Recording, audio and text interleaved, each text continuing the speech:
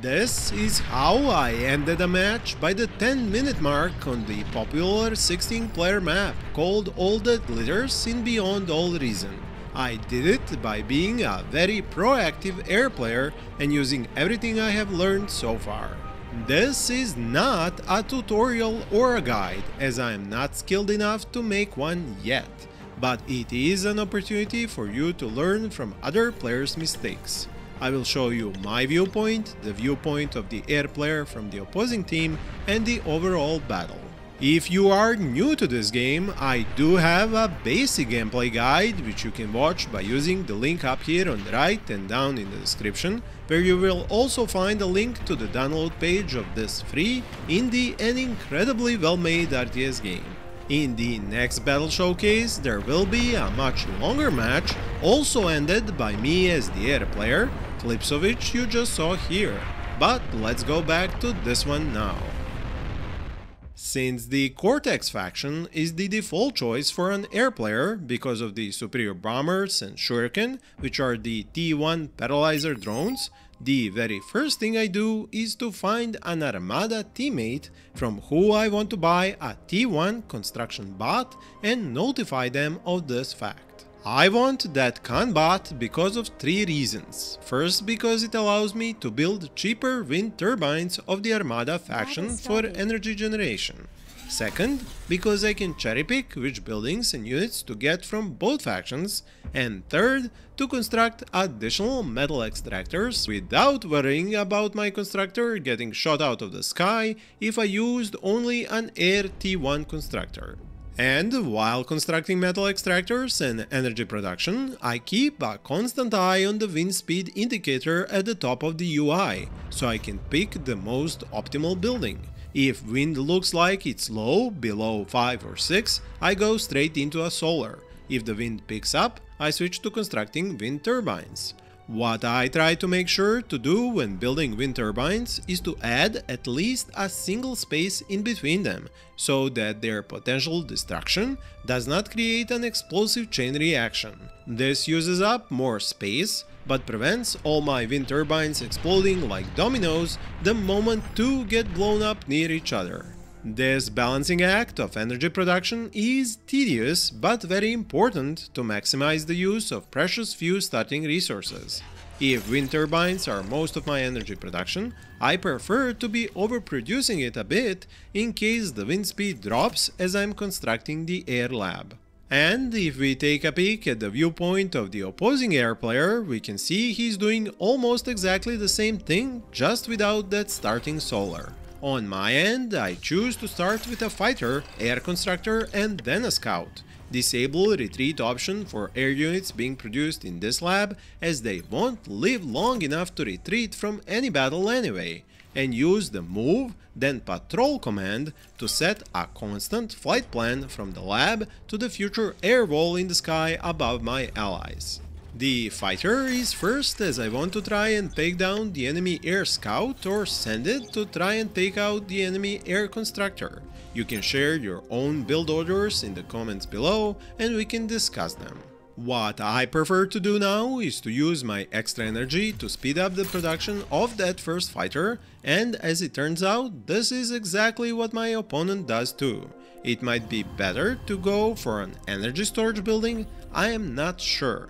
But it is what he does next, and if your eco is depending on wind turbines, this is probably a good idea. But on my end, I go for more wind turbines first, half a dozen in fact, only after which I add an energy storage building. Aircraft spotted. This is where I get a warning about the enemy fighter flying over my allies' units at the front, and I immediately engage using the fight command with my own fighter. The attack from the flank allows my fighter to fire first, and the engagement is won. Had I built an air constructor first, I would have just lost it and all the resources sunk into it.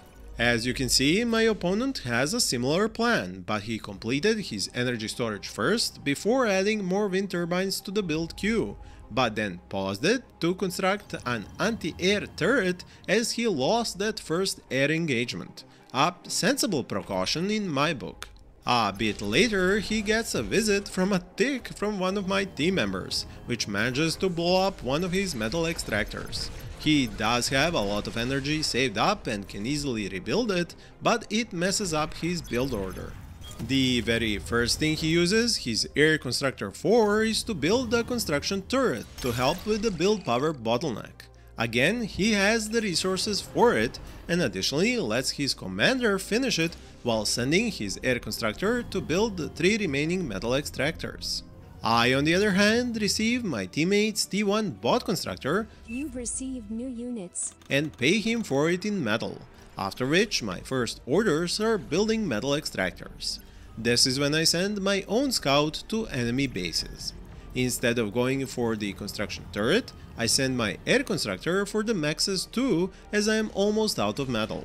And since I am out of energy too, I let my commander finish the second new mex while I switch the new armada bot to construction of wind turbines. The cheaper ones, and of course add my commander's build power to help speed up the construction as well as the air con. This leaves the air lab low on build power and is a risk. On the other side of the map, my opponent does not have the extra constructor, so he lets the con turret add build power to the air lab while sending out the commander and air con to build new metal extractors. His next building plans are 3 more construction turrets and a dozen wind turbines. Back in my own base, I set up many more wind turbines in the bot con's build queue while taking my commander to the bottom of the base to use the extra energy at my disposal for energy converters. These are not as efficient at energy to metal conversion as the bigger ones at tech level 2, so my plan is to construct them down here and self-destruct when I switch over to bigger ones. Now that I have a positive income of both metal and energy, I decide to invest in construction turrets. But one important tactic I have noticed from skilled players is to make sure my first construction turrets have in the range not just the air lab, but also the far away metal extractors. This way they can help speed up upgrading T1 maxes into T2 maxes once I get a T2 constructor from the eco-focused team member. And that is exactly why I send the eco player about 500 metal as I see them constructing their T2 bot lab. I also write in chat so they can keep track more easily who paid, and to hopefully turn my other allies' attention to the fact that now is a good time to donate their metal and help speed up the construction of that eco player's T2 lab. Next up, as my planned energy converters are constructed, I send my aircon to build more con turrets at the planned positions to reach all far out maxes, while the commander helps the armada con bot build additional wind turbines. Meanwhile, on the other side, my opponent has no energy converters yet, so by noticing his lack of metal and excess of energy, he cancels 2 of the con turrets in favor of constructing his first energy converters, while his commander keeps building new wind turbines, putting him behind every time he constructs one of those more expensive Cortex ones, compared to my armada ones. And while on my side we are still contributing to the eco player's T2 bot lab under construction, my opponent's team already started getting their T2 bot constructors at the 6-minute mark. That first T2 botcon is going to start upgrading the enemy air's player's first metal extractor to tech level 2 with the support of a con turret in range. When I go back to my side and team, you can see what made up some of the difference in the speed of the technology upgrade. The fact that the eco player in my team didn't reclaim his own T1 bot lab and failed to use its reclaimed metal to build the T2 bot lab faster. Because of this, at the 6-minute mark, there is no T2 construction bot for our side. So I have to continue to invest in wind turbines and energy converters. This is also the time when I decide that, considering there was no scouting by the enemy or any probing attacks by fighters, that he is most likely teching up and investing into eco instead of units, meaning there is a window of opportunity for an attack.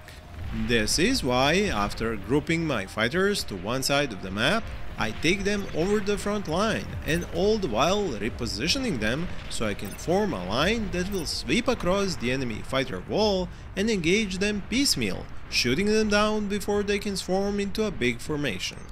This is a huge risk, and for multiple reasons. I could have run into a bunch of missile AA trucks on the front line, or anti-air turrets, but as the saying goes, fortune favors the bold. And my attack goes incredibly well as I keep going right to left, dismantling the enemy fighter wall. If we go back to my opponent's viewpoint of this engagement, you can see that he immediately reacted to it, but not only were his fighters outnumbered, but also out of position. The air con he had on the front helping his teammate building mexes was sent away. Not wanting to push my luck, I pulled back my fighters, but I definitely could have sent 2 or 3 of them to his base and shot down enemy air cons, even if it was probably a mission they wouldn't come back from. What I do immediately after the successful air raid is to give my eco player a transport so he can give out T2 bot constructors to our team members faster and order a bunch of bombers at my air lab, followed by more fighters. With no T2 con available, I keep growing my economy at T1 by adding wind turbines and energy converters. My opponent, on the other hand, is neck deep in his T2 transition, but lacks metal for it, so he sacrifices his commander and plans to fund the rest of the T2 metal extractors by reclaiming his wreck. I personally haven't integrated a com reclaim into my build order, so I'm open to ideas when is the best time to do this. Also, I personally see this as a totally wrong move right now, because he should have known that if I have an advantage in the number of fighters, I'm going to go for a bombing run. So he should be focusing on building as many fighters as he can and quickly instead of continuing the T2 transition. Now, since I know I didn't see any ground anti-air on the right side of the map, this is where I plan to fly over the enemy front and start my bombing run. I am quite impatient at this point because I don't know how fast my opponent might be reforming his air wall, so I go on the offensive with just 6 bombers and not even in formation but strung out, which isn't optimal. I am even following an ally's tank push here and bombing a few targets on the front line with the bombers that were coming in late. Now, of course, my fighters are following the bombers and doing their best to protect them, but I should have had them more in front. This is where my low APM or actions per minute becomes a problem, as I should be planning bombing runs for individual bombers to get the most out of them, as they can demolish almost all enemy T1 eco buildings in one bombing run, and there is no need to double tap these. What I wasn't doing correctly here is that I was using a simple attack order for bombers, when instead I should have used the set target to ground command or even dragged it over the entire enemy base. I am also attacking bases I haven't previously scouted, which reduces the chances of a successful and impactful bombing run. I do get very greedy as I see low enemy anti-air fire, so I try to micro individual bombers to individual enemy bases, to try and do as much damage to as many bases at the same time. This also spreads the few enemy fighters there are as thin as possible, so they cannot take down all my bombers at the same time. My primary targets are of course enemy energy converters and closely packed and lined up wind turbines. I also try to avoid spending time on bombing bases my allies' tanks will destroy anyway. By the end of the bombing run and my allies run by with tanks, we had obliterated 1 base and significantly damaged 3 more. I use the time as my remaining fighters fall back to inform my team about which bases have suffered the most and to direct them to push with their land units into that direction. If we switch over to my opponent's view, you can see he was powerless to stop this bombing run, as his focus on economy building prevented him from building up enough fighters. His team soon calls for a resign vote, but interestingly enough that vote fails and they stay in the match. It does go on for a few more minutes, but the economic damage done to so many enemy bases was too much, and they couldn't build enough units for their team to stay in this match. The first T2 units of my allies were already knocking down their front bases. A second resign vote is called, and it is successful this time. Please feel free to share your thoughts and ideas on this match and the plays of both me and the opposing air player. Since this was a very short match and we didn't even produce T2 air units, I'm going to make a similar video in which I will show you a lot more air combat and even a duel of two calamities, or LOL cannons as they are known by the bar community. Thank you for watching and happy gaming!